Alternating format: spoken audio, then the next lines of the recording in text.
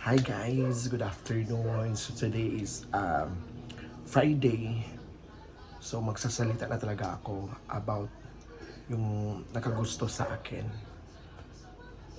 So grabe no, lahat ng oras binigay ko sa kanya.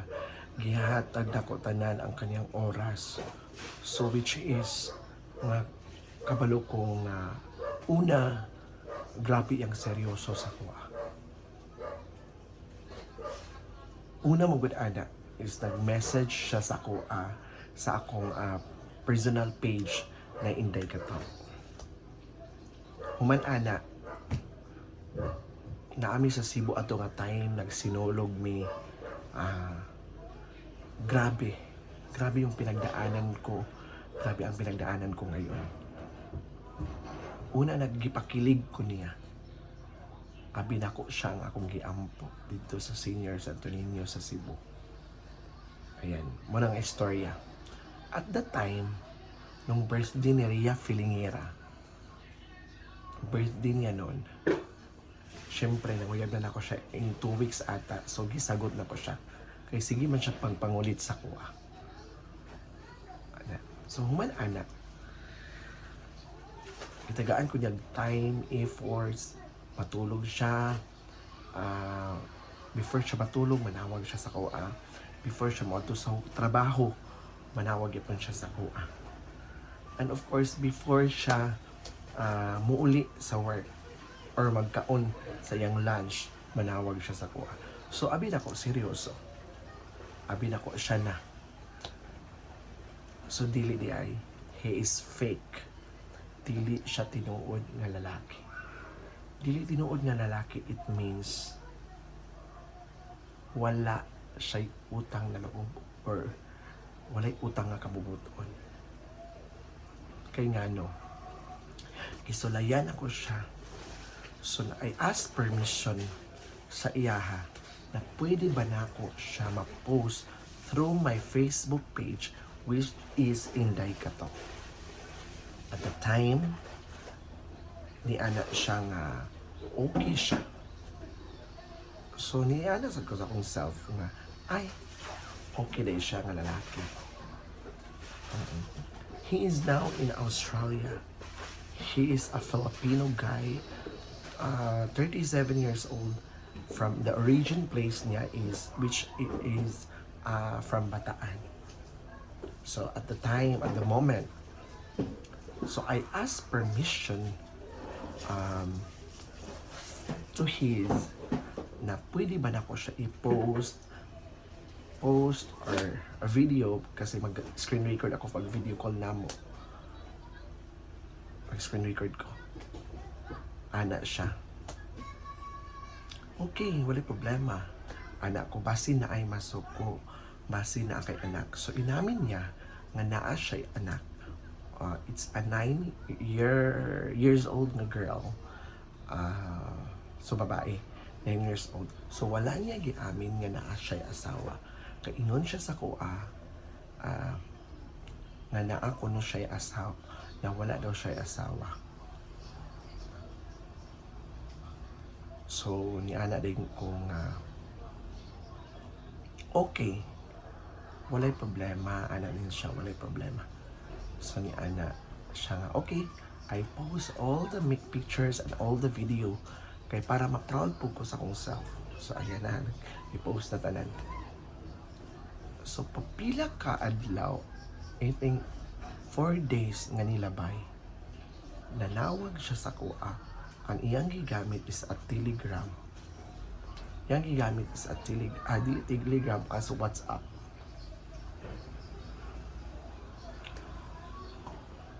So ni ana din kung okay, can you delete all the pictures, all the videos na akong gi-upload sa akong page, which is Inday Kato. So ni anak na shock ko sa akong self. Ngano ipa-delete man? Maudi ay tong ang tanan. Giamin niya na naa siya'y asawa.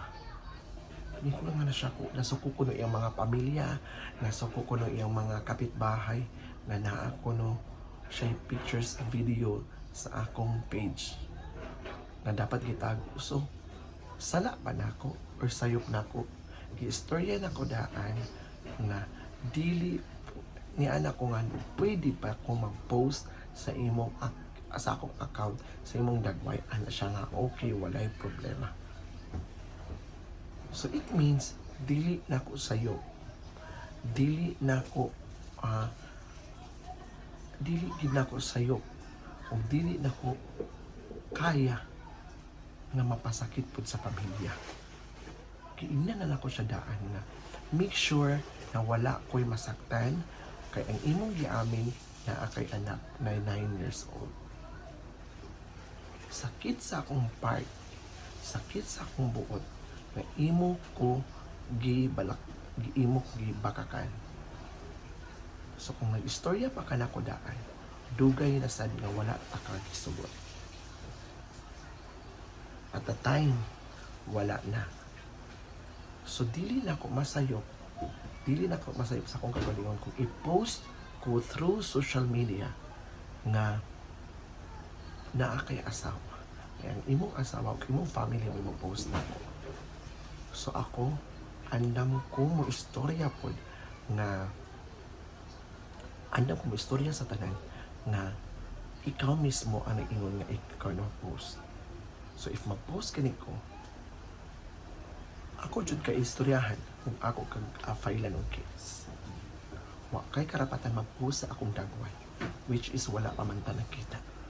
So be respect to me and I respect who you are. Kay dili na ko masala ang tanan because you are married. At the time, last 2 days or 3 days ago, nag-chat ka sa kuha nga unsa ang imong sala. So kabalo naman ka sa imong mga sala, di ba? Ug kabalo na ka sa imong gipambuhat sa kuha, which is you are a cheater or you are a very bakakon na tao.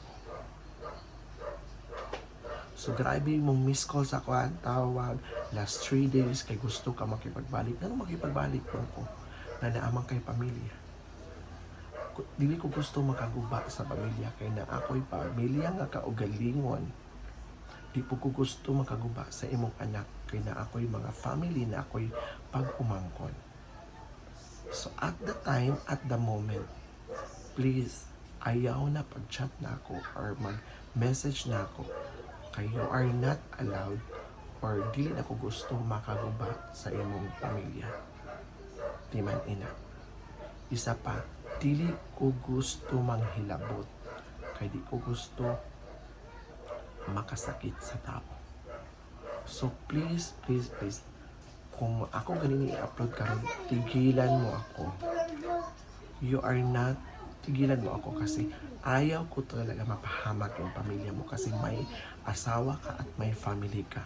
So it's a very insulted me kay ni ana ka nga na at the end of the day, ana ka nga na kay pamilya. So I in love with you. Every day, every time, every minute, ma-post ko about sa atong video call, screen record. It's because I in love with you. So it means sakit sa akong part. Kaya abi na ko gihatag na ka sa Ginoo. So dili bakakon kang dako.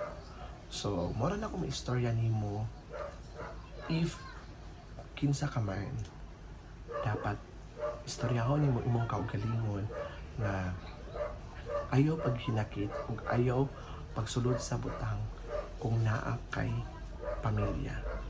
Kay ikaw ra gyapon makaguba sa imong pamilya kay luoy kayo, layo kayo ang imong pamilya. Una-unayo Australia to Bataan, layo kayo ang imong pamilya. So imo lang maistorya sa tanan. So lain sa akong part, lain sa akong kinabuhi kay it means sakit sa akong kinabuhi. So hope ma-okay tang tanan, ma-okay ra ang tanan kay at the end of the day dili sad ko makasakit sa tao kay of course I have a family. So thank you for the time, thank you for your effort at the time na moment na ipakilig ko nimo pero dili di ay. So thank you and hope nga imo ni mapanood ang akong videos para aware at mausab sa tatanan. So thank you so much everyone and God bless.